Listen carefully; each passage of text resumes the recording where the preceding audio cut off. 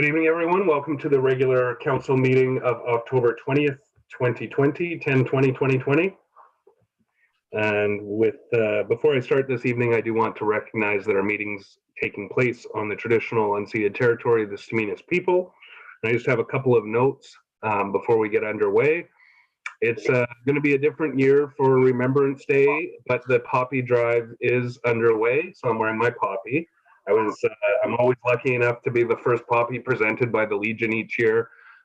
This year at the Cenotaph, it was a decidedly different first poppy presentation. But I just want to encourage people. You'll see the members of the Legion in the community over the next few weeks. They won't be setting up the boxes in local businesses, but they will be setting up in various locations around town, including Coronation Square and downtown, and I believe at the 49th. And Legions, just like everybody, have had a really difficult year. And I would only ask that if you have a few dollars to spare, to get your poppy and make that donation to the Legion this year, because if any year they've needed it, this may be the biggest need that they've had in a long time.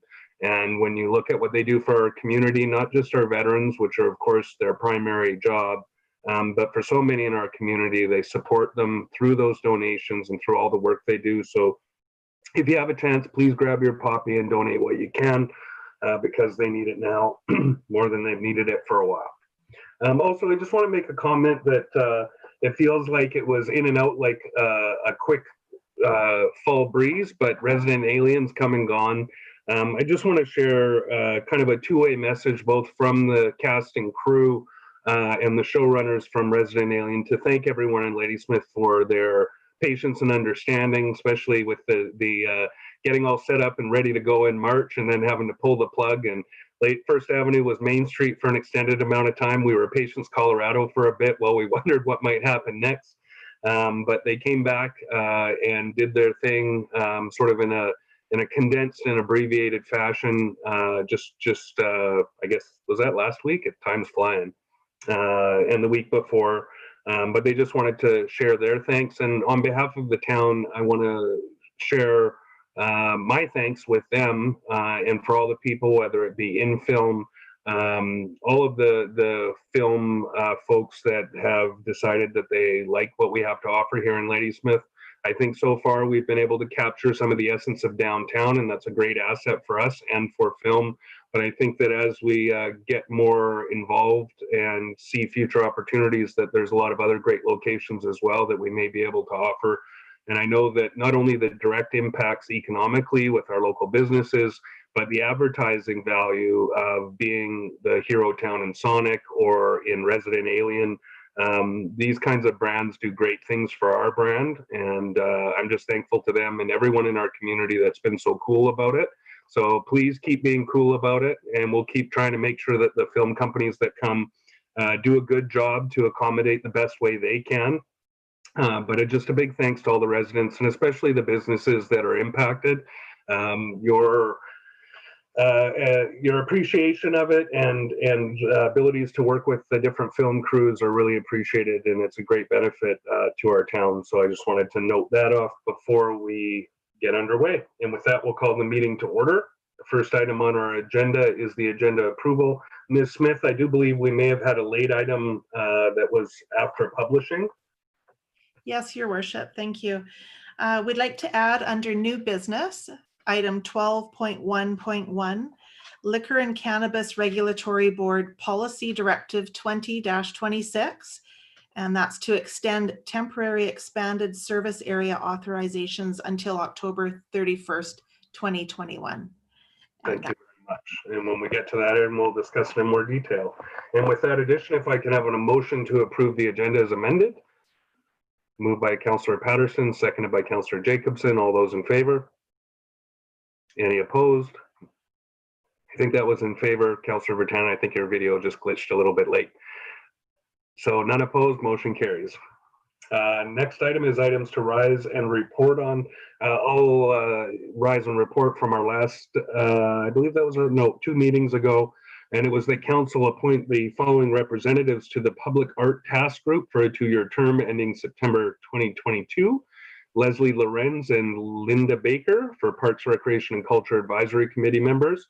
Kathy Holmes and Ora Stein from the Arts Council of Ladysmith and District, and Julia Noon as the Community Youth Representative, and of course to rise and report on this item once all of those representatives have been notified, which has been done. And I'll turn to Ms. Smith for a rise and report from earlier in the closed session this evening. Thank you, Your Worship. Yes, the following motion was passed by council, that council accept the resignation of Lacey McRae Williams from the Community Planning Advisory Committee, and that the mayor send a letter of appreciation for her years of service to the town. And staff are directed to advertise for one community member to fill the vacancy created by her resignation. Thank you. And with that, we will move on to minutes of the regular meeting of council held October 6, 2020. If there are no errors and omissions, if I could have a motion to adopt those minutes. Moved by Councillor Johnson, seconded by Councillor Stevens. All those in favor? And none opposed, motion carries. Moving on to proclamations. And on the heels of Foster Parent Month, it's now Adoption Awareness Month. And I will read this one out. Whereas adoptive families in British Columbia provide children with the love and support of a permanent family, and whereas the town of Ladysmith wishes to recognize the care, compassion, and unselfish commitment of British Columbia adoptive families, and whereas there continues to be a need for adoptive families to nurture the growth and development of children, especially those with special needs because of physical, mental, or emotional disabilities, and whereas there is a need to remind citizens during this time of year that there are many children and sibling groups in the province who are available for adoption, I, Aaron Stone, Mayor of Town of Ladysmith, do hereby proclaim November 2020 as Adoption Awareness Month in the Town of Ladysmith, British Columbia. Moving on to item 8.1, Development Variance Permit Application. Oops, 1 second, I can't read the whole thing here.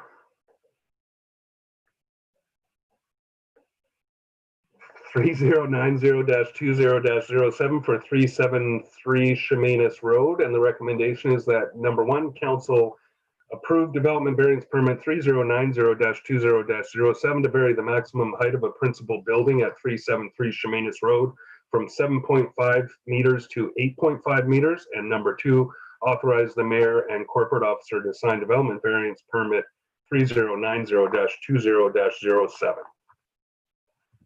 Moved by Councillor Virtanen, seconded by Councillor Stevens. Any discussion?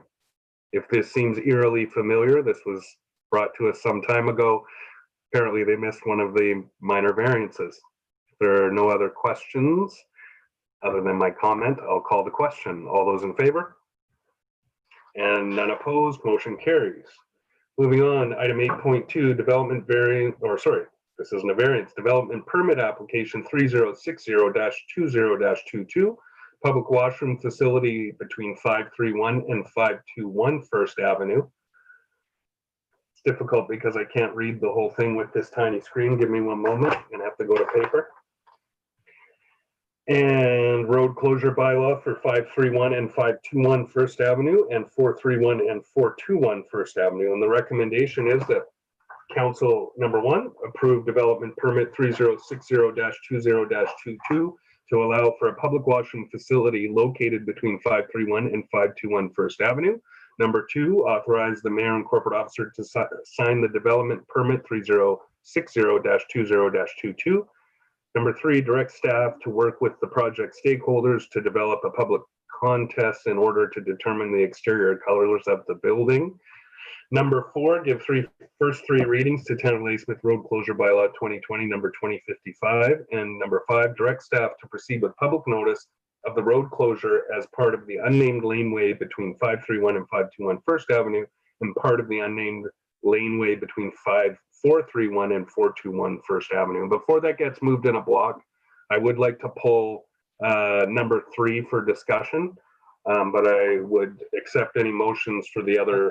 Your worship, I'd like to get booted into the waiting room. And this is because? I'm involved in this. Thank you. Go ahead, make any remark you want. I will once you're out. Okay. All right, so we have Councillor Patterson out. We can talk about number three after. Go ahead, Councillor Stevens.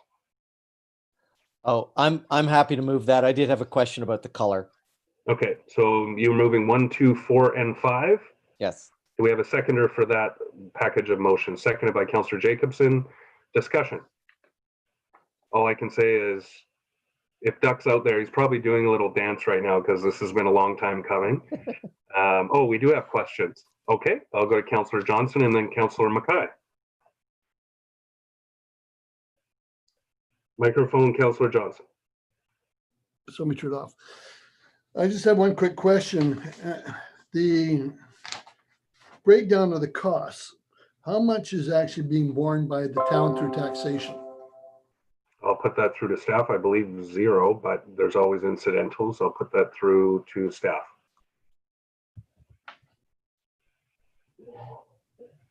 Nobody's jumping to the table. I know that we do have a small amount of revenue that was put into a reserve from the sale of the laneway next to the Ladysmith District Credit Union, but I would put that through to the appropriate member of staff. I'm not sure who's best. I saw Ms. Anderson show up, but Sorry.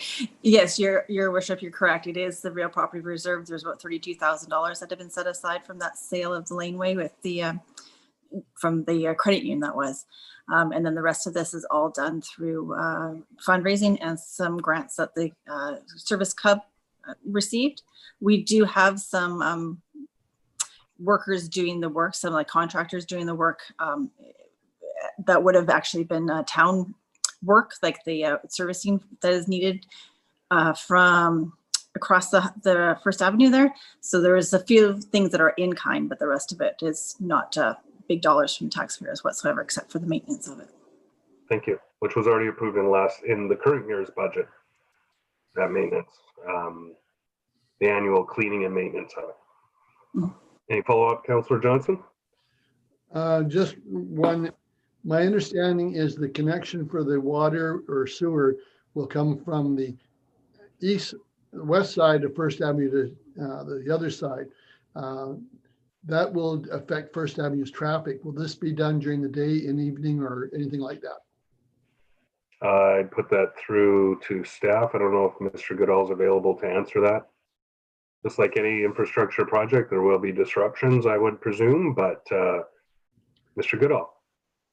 Yes, through the chair, the work will be done to try and minimize the disruption. We haven't determined whether it will be done at night or not, but we'll do it at a time to try and minimize for the water main, and the sewer main, I believe, is in the alley itself already. Yeah, so it's just the water main that's coming across first, right? That's correct, yeah. Okay, thank you. Thank you. Councillor Mackay? Thank you.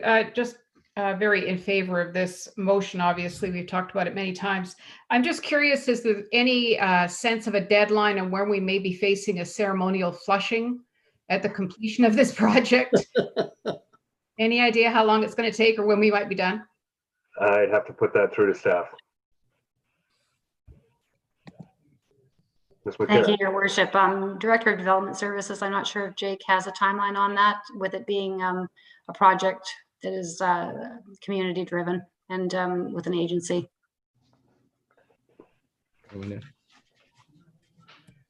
Through the chair, no, I don't know why my. Can you hear me? Jesus. Through the chair, we don't have a specific date, but my understanding is that the work is going to start before Christmas and should be completed early in the new year. The whole project, you mean, not just the infrastructure work? No, the whole project, yes. Okay. Yeah. Thank you. Awesome. Any follow-up? Nope, that was just great news. Thank you. Councillor Stevens. I love projects like this. We can plunge right into the discussion. Had to do it. So my question was about color. It's mentioned in the community plan. Councillor Stevens, can we leave the color discussion until we deal with the color piece? We're dealing with the other four. Okay, sure. Fair enough. Fair enough. I'll come back to you first. Sure. On the color. Councillor Johnson.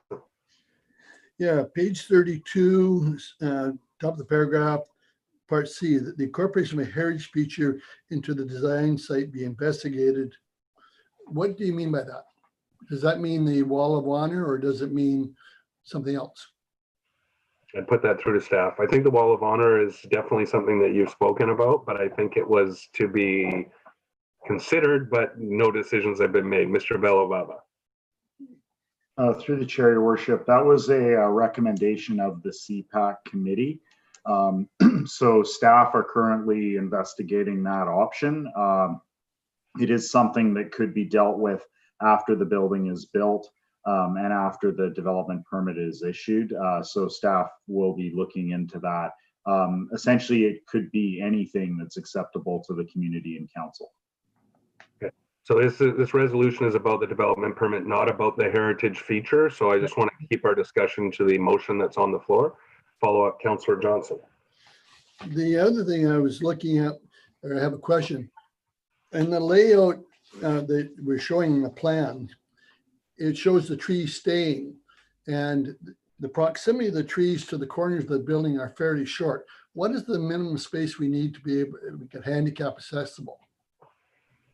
I would put that through to staff. I believe that all of those provisions will, the whole point of this is an accessible washroom facility. So I presume. I'm thinking of the side angles coming from the back alley to First Avenue where people are walking. So if somebody is in the back alley with their daughters at the dance recital and they're in a wheelchair, I want to make sure the wheelchair can get by the trees, that's all. Yeah, I'm sure that staff will do that, considering this is meant to be an accessible, and they do reflect on the accessibility by moving the building over to one side, but I'll put that through to Mr. Bello-Baba.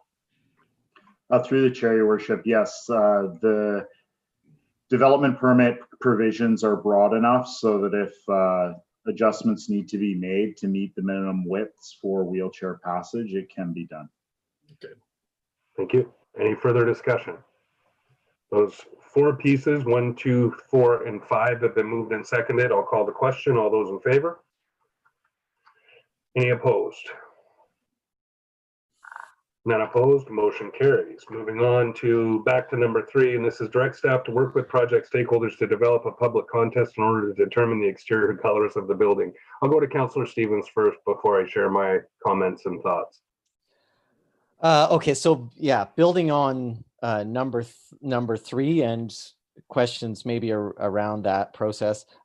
It's noted on page 30 that the Community Planning and Advisory Committee didn't find the color scheme very vibrant, and then it's noted in the development permit itself that the exterior color palette of the washroom would be at the discretion of the owner. So I was just wondering, how do we rationalize all this? A contest, discretion? Do we still have the heritage color requirements downtown too? It seems like a lot of criteria floating. A contest could be fun. It could also be a mess. So I just, that's my thoughts brewing in my head. So I'm happy to have this discussion and see what others think. Yeah, I'd have to put that through to staff because I have similar questions about the timing. I see that they're saying, oh, you can paint it, but then sometimes you can get pre-painted or pre-colored hardy plank, which is much more durable than a painted hardy plank. But again, I'd have to put that through to staff, the rationale for that. It's frankly, to me, if we have guidelines, I think that we can reflect on the need for more vibrant color without creating the complication of a contest and then the disappointment when people don't get what they wanted, but I'll put that through to the staff for a response. Through the chair, your worship, the wording of the development permit just essentially recognizes that this is a development permit issued to the town. So it's just a technicality because the renderings in the permit do show a color. And so you essentially have to have sort of a notwithstanding clause in the permit to allow council to pick a color at a later date. So it's slightly different than, say, a private sector application because we are the applicant and the approval authority. So the language of the development permit is somewhat not applicable to the contest idea. It just leaves the building to be painted a different color than what's shown in the drawings. So we did that for the purpose of sort of moving the permit along.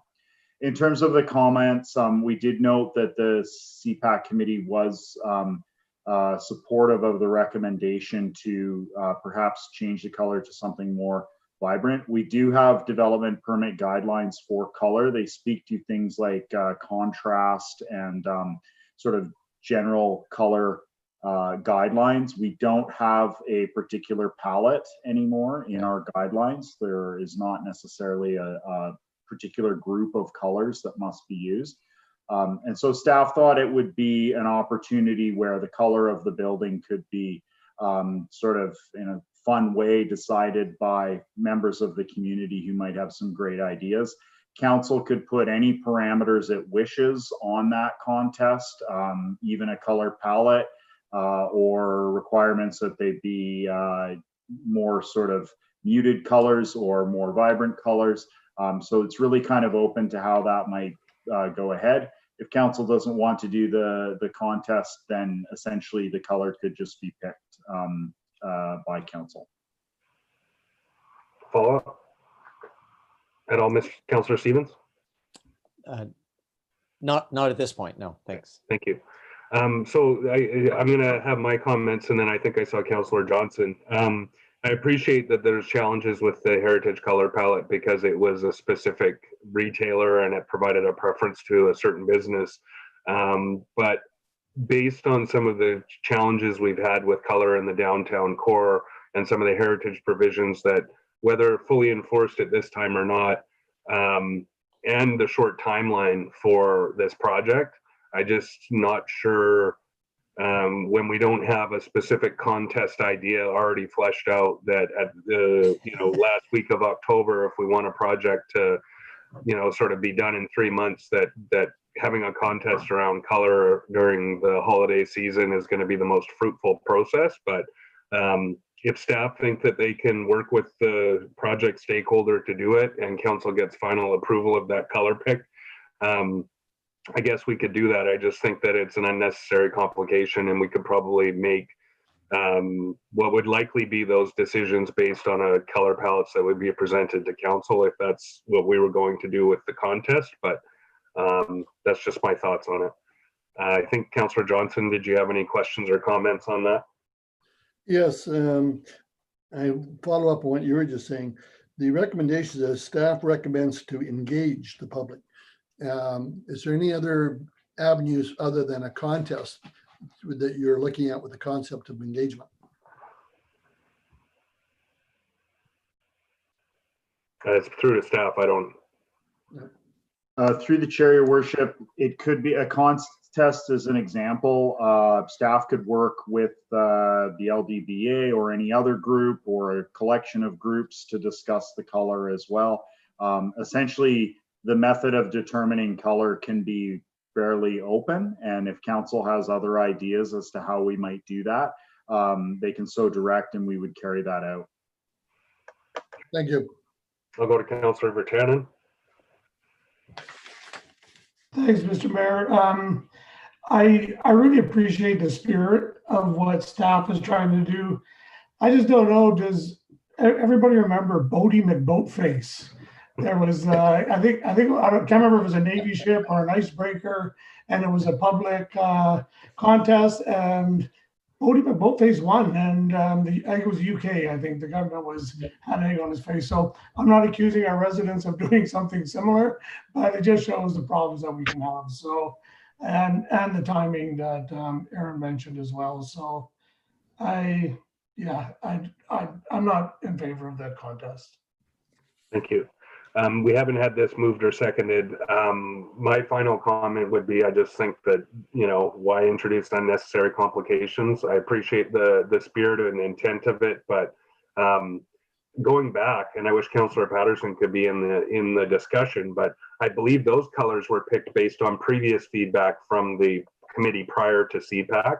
That it was meant to be muted and sort of fade into the background, but now we have a different set of feedback based on this design. Anyway, I was quite happy with the design that had been presented all the way through this process, at least since this form took place. But yeah, I'm not I don't even know where to go with this. Either we go with a contest or we find some other way to provide direction on color, which I really don't, I wish we didn't have this in our set of recommendations. Councillor Mackay. I kind of agree. If we're going to have a public contest, maybe we could pick a public building that's not the smallest one in town.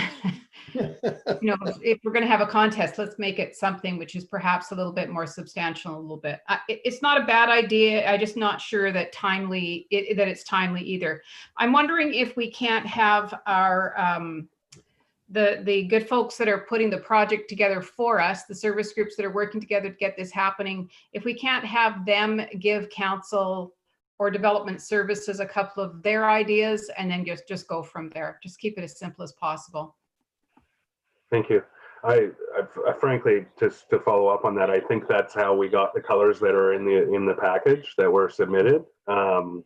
But yeah, I would much rather delegate this to staff and the applicant. I might suggest that we make a resolution that just says direct staff to work with project stakeholders in order to determine the exterior colors of the building. And if staff want to go down the road of a contest with the proponents, that's up to staff. I just don't think that we need to be as prescriptive as to say develop a public contest.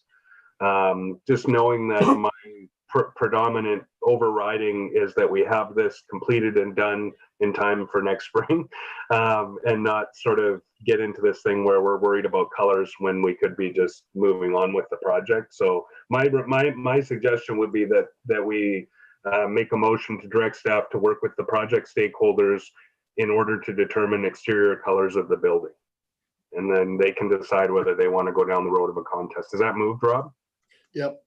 And Those are the points I was going to make, and you did it very well making the motion. Thank you. Seconded by Councillor Vertanen. Any more discussion? Seeing No. I was getting ready to vote. all those in favor? Any opposed? None opposed, motion carries. All right, so we'll let Councillor Patterson back in. I let him in for a half second before by accident. I got trigger happy. Sorry, Ms. Smith, I didn't mean to break the confidentiality. It's really a shame that we shot down that public washroom. Oh, he's back. We didn't do that, Doug. I was just kidding. Okay, we're moving on to committee minutes. Item 9.1, minutes of the Community Planning Advisory Committee of August 5th, 2020, and the resolution is council received for information minutes of the August 5th, 2020 meeting of the Community Planning Advisory Committee. So moved. Moved by Councillor Johnson, seconded by, oh, I missed a hand. I think Councillor Mackay. Thank you. It was just low, it just popped up above your name like that. Any discussion on those minutes? Seeing none, all those in favor? Any opposed? None opposed, motion carries. All right, moving on to reports, item 10.1. This isn't the public washroom facility, this is the Public Works washroom facility. I was like, wow, we're getting 2 new public washrooms, maybe 3. Anyway, Public Works washroom facility, and the recommendation is that council, number 1, approve the construction of a washroom facility, including showers at the Public Works yard for a cost of $45,000, with the funding to be split equally by the water, sewer, and general funds. And number 2, amend the 2020 through 2024 financial plan accordingly. Moved by Councillor Vertanen, seconded by Councillor Patterson. So high went out of the frame. Any discussion on this one? Seeing none, Mr. Goodall's ready to go, but we'll call the question. All those in favor? Any opposed? None opposed, motion carries. Moving on to 10.2. Such a small report with so many wonderful implications. Item 10.2 is the grant opportunities project. So I'm going to preface this just for the public. There's been a significant amount of grant funding announced just prior to the election, 100% funding through COVID recovery grants up to $1 million. And also there's a intake for the ISIP program, Investing in Canada Rural Infrastructure Program for rural and northern communities, which is a 90% funding envelope. So 2 great opportunities. And you can see the recommended packages from staff in the report, and the council recommendation is number 1, that council direct staff to submit an application for a grant funding application for Lot 108 Park Plan for $2.18125 million through Investing in Canada Infrastructure Program, rural and northern communities. Number 2, support the project and commit its share of $218,125 of the project, as well as cost overruns. And number 3, direct staff to amend the financial plan accordingly. Did I get the wrong set of, because this doesn't have anything to do with the 2 other grant submissions in the recommendation in my package. Sorry, the electronic version is not right. I'm going back to the print version for this motion. Next part is, and that council, number 1, direct staff to submit an application for grant funding to support refurbishment of town assets on First Avenue and wayfinding signs through the Community Economic Recovery Infrastructure Program and amend the 2020 to 2024 financial plan accordingly. And that council direct staff to submit an application for grant funding to support facility infrastructure upgrades at Transfer Beach through the Tourism Dependent Communities Grant and amend the 2020 to 2024 financial plan accordingly. Can do those, Ms. Smith, can those be all done as a block or should I do them individually? We can do them all together. Okay, so I believe that was moved by Councillor Virtanen and seconded by Councillor Jacobson. Discussion. Councillor Patterson and then Councillor Johnson. Okay, where am I? Okay, just a couple of them. On page 47 down towards the bottom, under economy, replace interlocking brick pavers. I thought we were going to be re-looking at the brick paver idea and start using stamped concrete because of the maintenance. That's, I think, what staff is alluding to, replacing them. It doesn't say with stamped concrete, but I believe that's the goal. Okay. Mr. Goodall is, if he's listening, can correct me if I'm wrong. He doesn't seem to be jumping in, so I'm sure he's not correcting me. Okay, and bike service station at Yagi Hall and bike service station at Transfer Beach. A bike service station is... Yeah, there's a couple gas pumps, you know, you drive in, you got a lift. No, it's a very basic, it's a little stand, basic set of tools that are connected to, like, you know, safety locked and stuff. It's just basic bike servicing. I don't know, Mr. Goodall might be able to give more details. I've seen them in most other municipalities, that there's just basic servicing. It just goes along with bike rack infrastructure to encourage people to cycle as an alternative form of transportation. Mr. Goodall? Yeah, through the chair. So the one that we're looking at is a device where you can hang your bike on it, and there are a number of tools that hang on cables that you can do basic repairs, and it also has a hand pump on the unit as well, so you can pump tires up. Change a tire and pump it up when you're done. Yeah. Okay, and then on one more? Yeah, Page 48 at the top. Reconstruction of Transfer Beach washroom, change room, and shelters. Is this a total rebuild, or is it redoing? Mr. Goodall. So it varies. So on the washroom, we would be looking at a fairly major facelift of the building, particularly on the inside of the washrooms to bring them up to you know, a current standard, changing the entrances in to make them more universally accessible. Probably some work on the roof. And then there are 2 sort of picnic shelters that are very dated. Those likely would be completely dismantled and new shelters built on those pads, similar to the shelter that we built about 3 years ago. Follow up? If you want to wonder for a bit, I can come back to you. Well, yeah, I have a question on the shelter, but it's rather pointed, so I'll leave that. Okay. Probably to do with the community group that built it in the first place? Yes, and maybe if we're looking at rebuilding it, maybe approach community groups to see if they want to do it. Well, these are 100% funding, so. Oh, let's forget that idea then.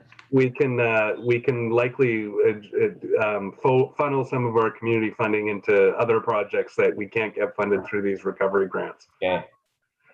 All right, thank you. I'll go to Councillor Johnson and then Councillor Mackay. Councillor Johnson?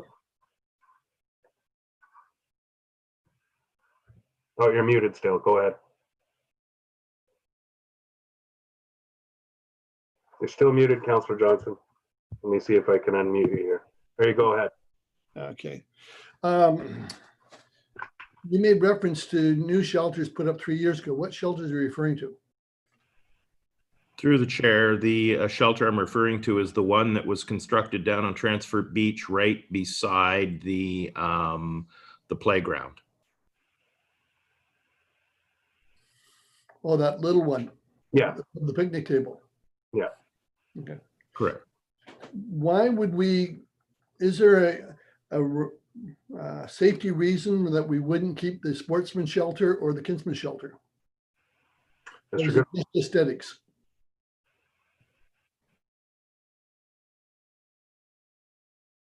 Aided and they're in need of repair. So this looks like a very good opportunity that those things could be completely updated.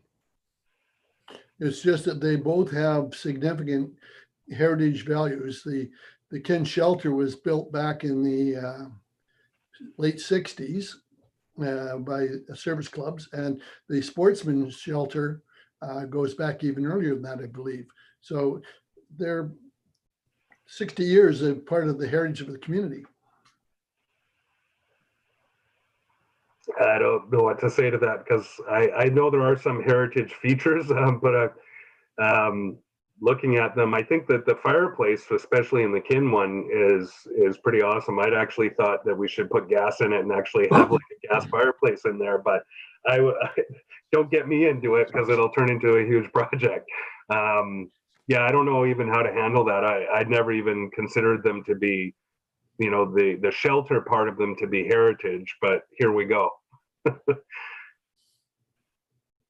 Okay, if I may carry on. Yeah, you can have a follow-up. I do have a speakers list, so I do want to kind of go around, but go ahead. Okay. Refurbished benches, and the other one on page 48 is accessible measures to explore the waterfront and town amenities. That was that was, you know, you were talking about the rollout maps and stuff. I think staff are going to review what the best options are, but it's to accomplish that thing you've been fighting for a few years. Okay, no, I just wanted that. It didn't have any details on. That's what I was trying to find out. Yeah, I think they're just trying to work through what the best options are, but it would be to accomplish what you've been setting out to do. So the other one about refurbishing the benches, I think that's more for the black metal ones, the powder coatings, chipping and stuff.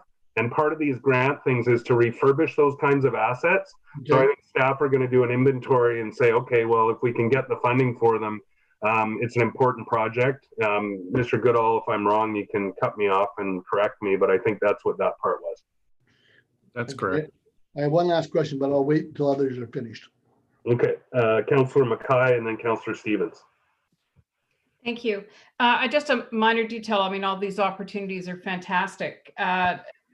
I just want to go back for a second to the bike service station.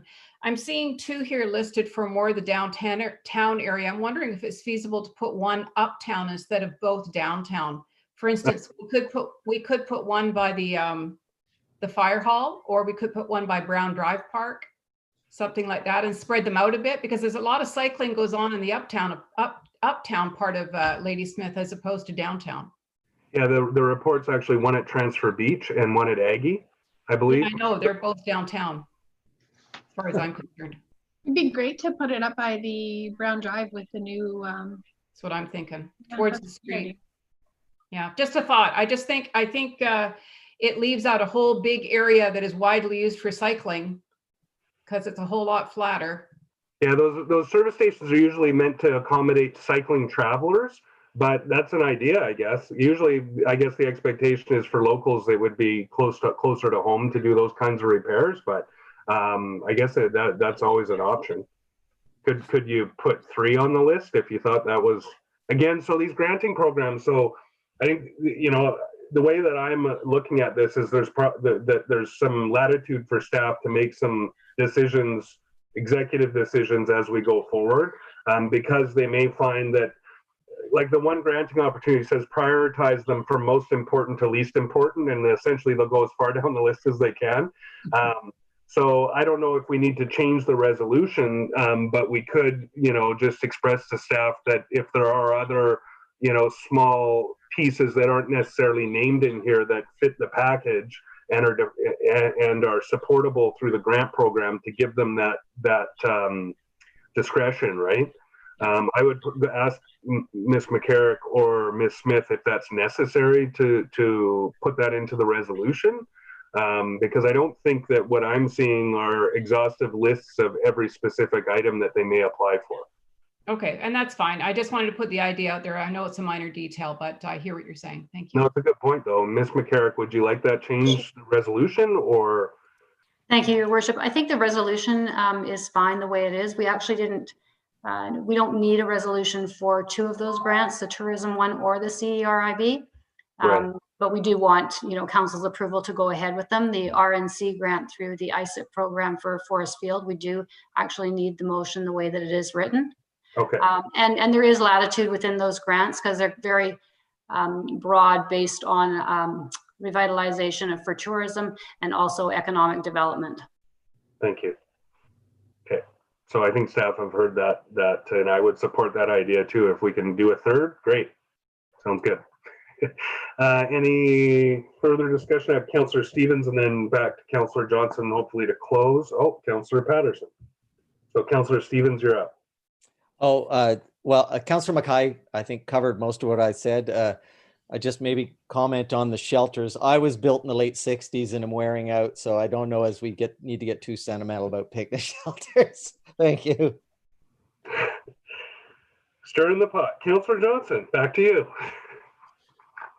It's a request, or if we're looking at redoing the bathrooms there, and we're also looking grants for tourism, I would like to have staff take a look at the concept of putting a restaurant type of facility on top of the changing rooms, so that we take advantage of our great view, and a place for tourists to have a place to eat, a small cafe type of thing. And if we can do that under grant money, it's all the better, but we need a better than just trucks. Yeah, so just for clarity, that would be a design process that we probably couldn't complete in advance of the grant application deadlines, and we'd need some hard costs. There are in this grant application package the permanent surfaces for the food trucks, as well as a sort of an outdoor food court idea, I believe, which is an outside eating area and more tables. I would put it through the staff. I think designing a new washroom building with a rooftop patio might be a little bit beyond the scope for the tight timelines on this grant, but I'll turn that one over to you guys.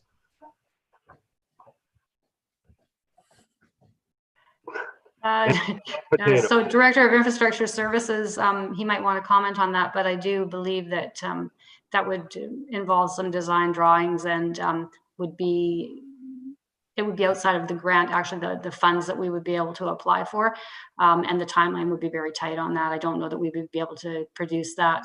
If it was to go under the tourism one, we wouldn't be able to have that turned around by November. What's keeping you? I'll go to Councillor Patterson and then back to Councillor Stevens, and hopefully we can call the question soon. Councillor Patterson.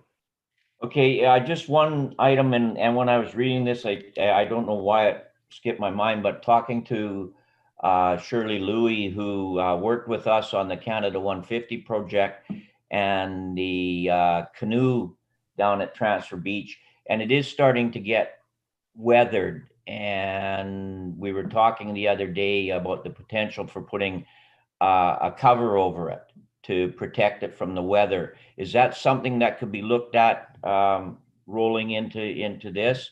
Because it does need more protection, or we're going to have to stain it, which means we're going to lose the artwork underneath it. I have to put that through to staff. We're going far into the rabbit hole now, but Ms. McCarrick. Thank you, for your worship. Councillor Patterson, I think we would want to probably engage the First Nations on that if that was a project with the First Nations, just as to see, what they would advise to cover it. I know that a lot of times, and I don't know the history on the canoe, but when a carver or an artist, First Nations artist does work, generally speaking, they're the only ones that can touch that up. And they may also have protocols regarding any coverings that would go up over that, whether that need to be in wood or if it could be a canvas covering and that. So it would, I think that we would want to have some conversation with the group and the carvers that did that project. Not saying it can't go under the grant. We could try and make contact with them if that's council's wish, and see if we can add it in there, but it may be a longer process than just ordering something or making something to go over top of it. Thank you. Well, if I could just, your worship. Go ahead. It was a point brought up by Shirley Louis from the Stamanis community.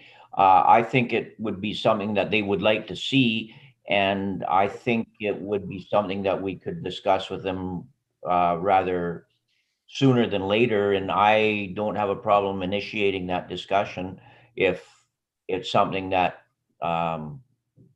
council desires and can work for staff. So yeah, man. I have to step in on this one because are you proposing some kind of like picnic shelter roof over that canoe? Yeah, just a roof. Yeah, well, to me, that would totally ruin the effect of the display and the project, but that would be a discussion we'd have to have. I'd never even contemplated that would be the case. That's why there was a drain put in the canoe so that the water wouldn't collect in it. But again, you were involved in that, but I think it would be Manny that we'd have to talk to. He was the carver, and we can do that, but again, we're talking about timing. So we could say, okay, roughly what size would it be? Staff could price out what a covered shelter would be for that. We could include that in the grant, but to me, I appreciate that you say that it's a straightforward thing, but there were a lot of people involved in that project, and we want to get their blessing for it.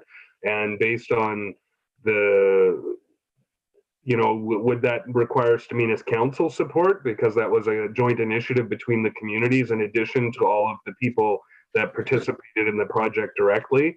Again, it seems like a larger conversation and project, but.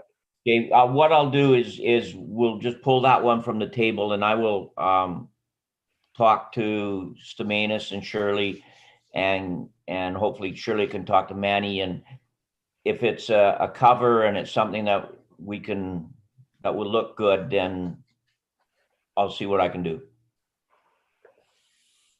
So again, this goes to staff.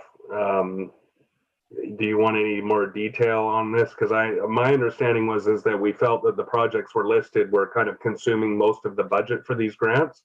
So now we're adding a fairly substantial, discussing substantial additions to projects that may not fit under the envelope of funding, especially with the recommendations from the staff at the province saying, although the limits are $1 million, try and keep it at 3 or 600,000 if you expect those to get funded. So I don't know what the totals are, and I'm sure staff's working feverishly to figure out those totals, but I'm just concerned that we're creating new substantial projects that may not even fit within the grant funding envelope or may push our application out of what is likely to be funded by the provincial government. So sorry, don't mean to interrupt you, Your Worship, but pull the Canada 150 out of the discussion, and that's something that I'll do later. Okay, well, we can do some work in the meantime, and there is some discretion. We can follow up with staff offline if they think it'll fit in, and if it will, maybe it goes further down the list, and if it doesn't get that deep into the funding opportunities, then it may not get funded, right? Yeah. Okay. All right. I think I have Councillor Stevens. Thank you. I honestly didn't come to talk about shelters this much, but I'm wondering the old concession stand, does this allow us to do anything to it? Make it go away, make it look nicer? Or is that beyond the scope of this? Mr. Goodall just disappeared. Enough said. Mr. Barfoot's, nobody wants to, the hot potato is now the concession stand. Mr. Barfoot. Through the chair, not intentionally. I don't know what happened to my camera, but the plan for the concession is to have it removed, although it's not included in this grant. Thank you. Mr. Barfoot, any other thoughts to add to that? Nope. Okay. I think we all want to see it removed. I think it was just at what point and how do we remove it? So I believe that'll come back from staff fairly soon. And I guess we can't burn it down because we're not allowed to do things like that anymore for fire practice. Any further discussion on this? Did I miss anyone? No. It's been moved and seconded. Ms. Smith? Okay. All those in favor? And opposed? None opposed, motion carries. All right, moving on to bylaws. Item 11.1, Town of Ladysmith Community Center and Facilities Fees and Charges Bylaw 2018, number 1968 amendment.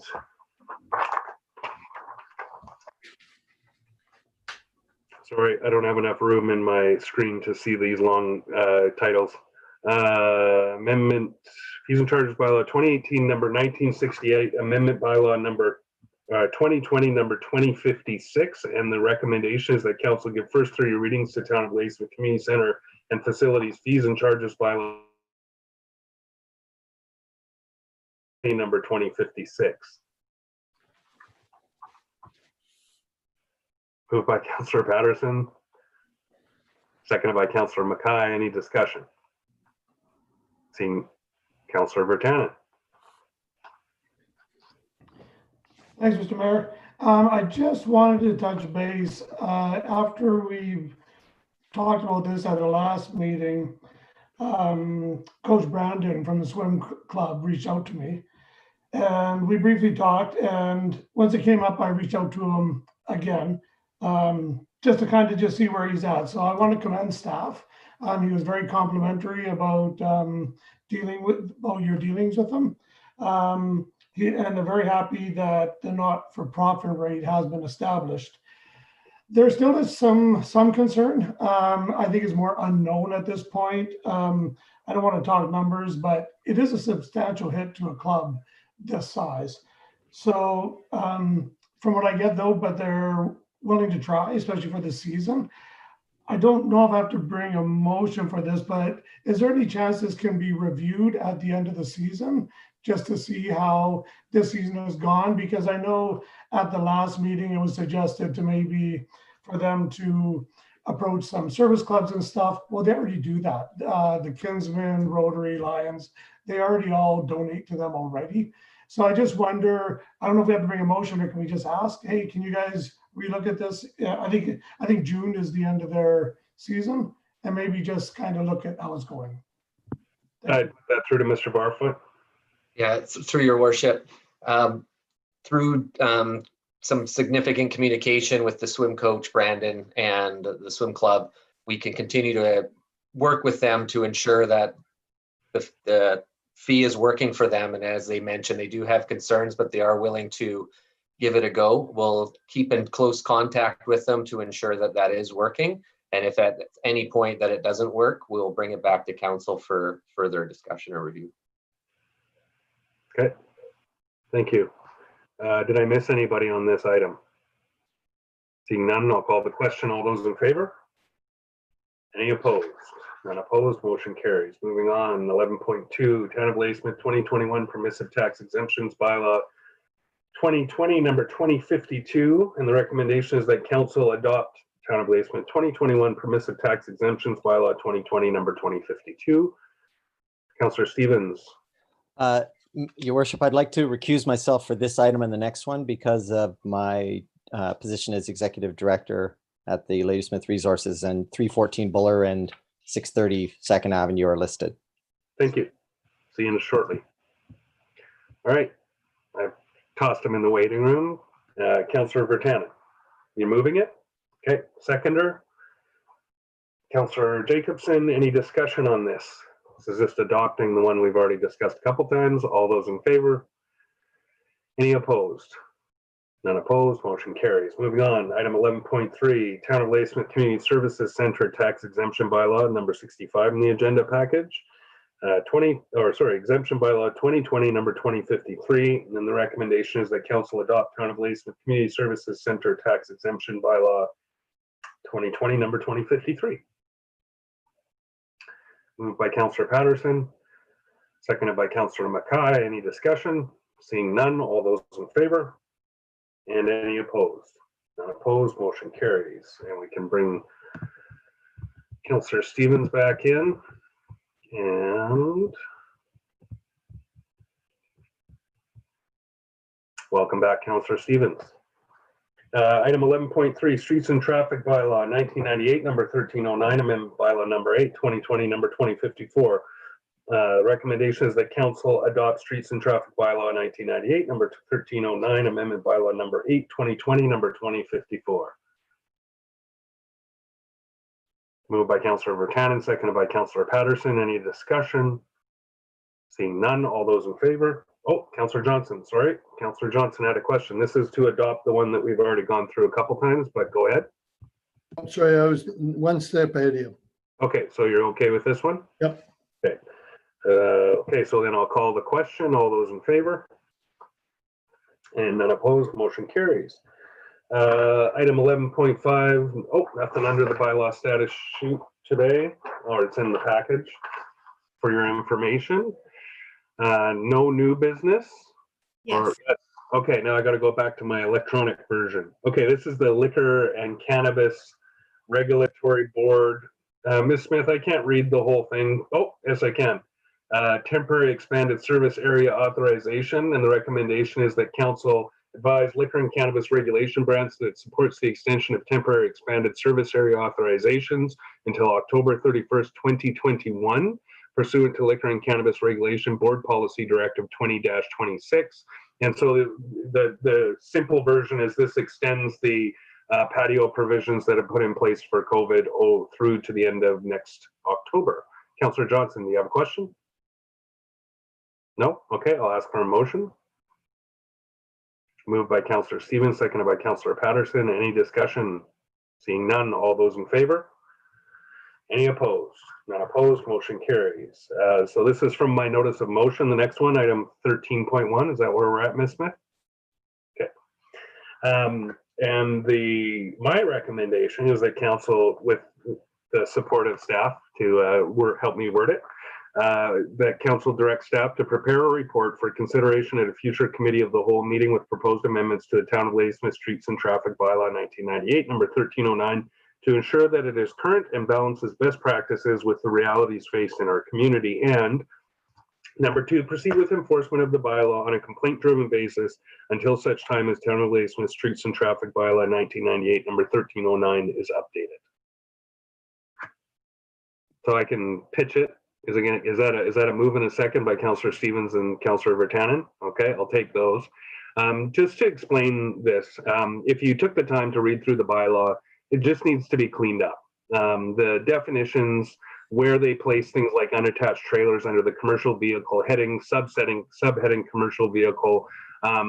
There's been multiple complaints I've received via email about the clarity of the bylaw versus how it would be enforced.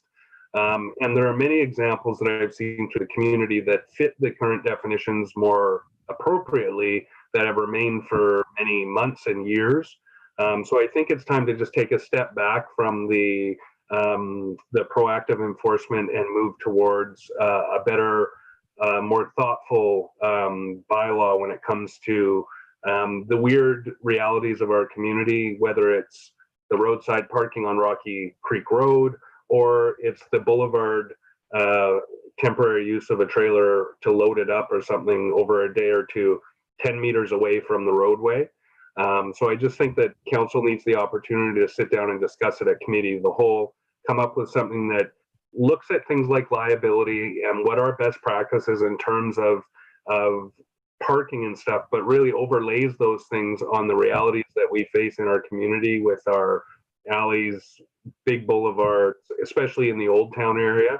And I think that we can reduce the amount of stress for not only our citizens, but our elected officials if we can just take a little bit of a step back from where we're at with this bylaw and do a bit of a review on it. So that's my pitch. So I hope you'll support my motion. Councillor Patterson, and then Councillor Stevens. Do you think we could probably put in that part of that committee of the whole discussion the issue of commercial vehicles unloading on First Avenue during busy daytime? You mean like in every city and every town on Main Street? Yeah, we can have that discussion. So all of this stuff, this isn't the place to start diving into those issues. Sorry, I was giving you a hard time. No, that's fine. But yeah, we can, of course. Okay, if that could be included, I'd support you anyways, you know that. Oh, well, that's good. Thank you. I think I had Councillor Stevens and then Councillor Johnson. Thank you.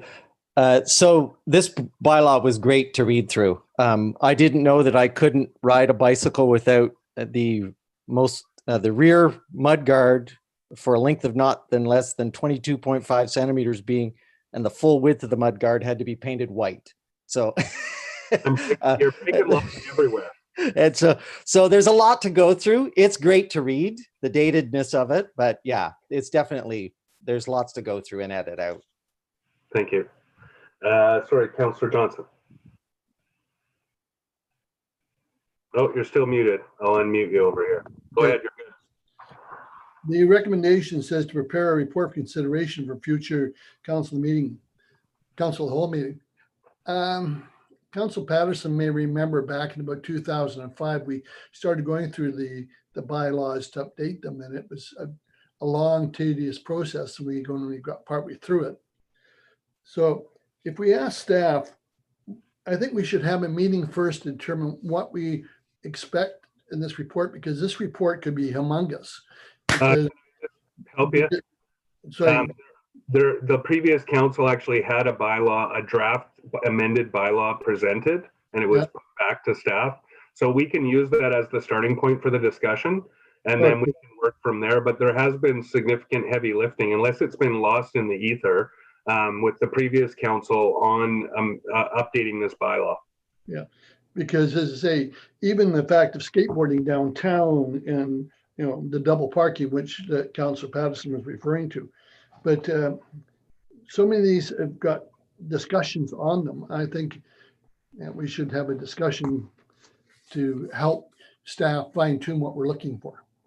I would put that through to staff, but again, now maybe members of this staff weren't here at the time, but there was significant work done into a draft bylaw that was presented to council during the previous term. I think that is all I would like to see, possibly with just some reflection on it, to come to council at committee of the whole. And committee of the whole by its nature is meant to be that open forum for discussion. So if it's not evident by the motion, my recommendation to staff or the essence of what this motion is to just bring back a very high level short report, hand it over to us with maybe some points, and we can figure out what we need to amend based on the new bylaw that I saw was much simpler than the one that we have on file. It was very detailed, this one, but I don't think it's really in anybody's best interest, whether it's council or staff, for council to get into the weeds on the color of fenders. But if we want to make it long, we could have a committee of the whole meeting that lasted several days just to go over this bylaw. Right. I think that's the reason that the resolution reads as it is to look at what best practices are, which mean what are other municipalities doing, what's modern, what's relevant, what's mitigating liability, and not to over-regulate. And then to just look at that and say, how does that really meet with best practices in Ladysmith based on our reality? Because it's very different if you live on Sterling than if you live on Fifth and White, right? So the way that the bylaw reads and is being enforced right now, I don't feel is appropriate. So that's why I've asked for this. This conversation can continue at committee of the whole, from my perspective.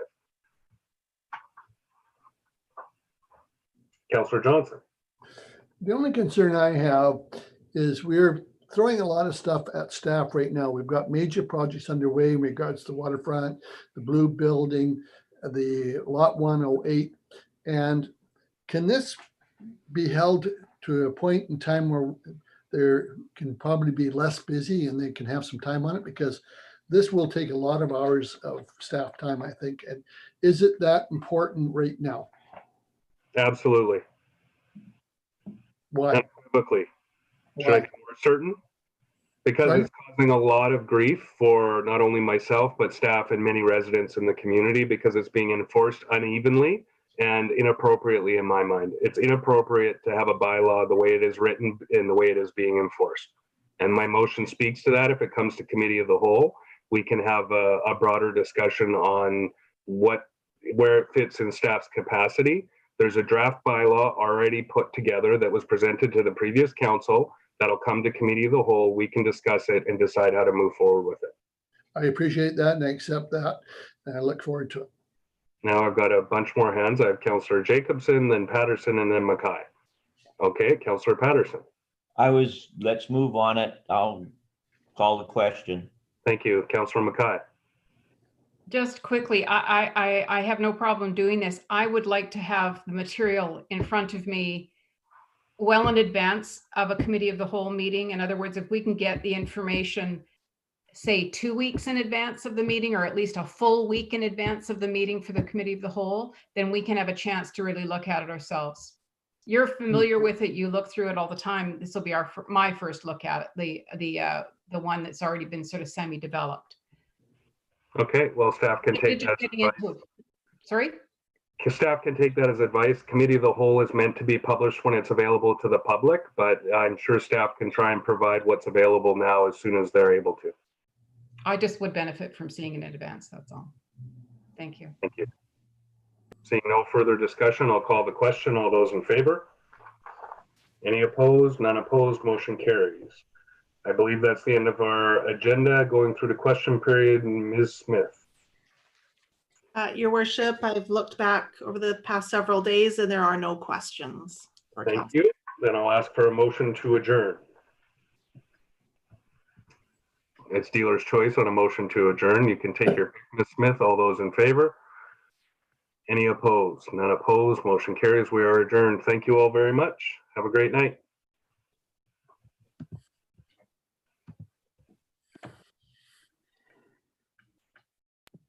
Bye, Tina. Tina? Monster. Tina?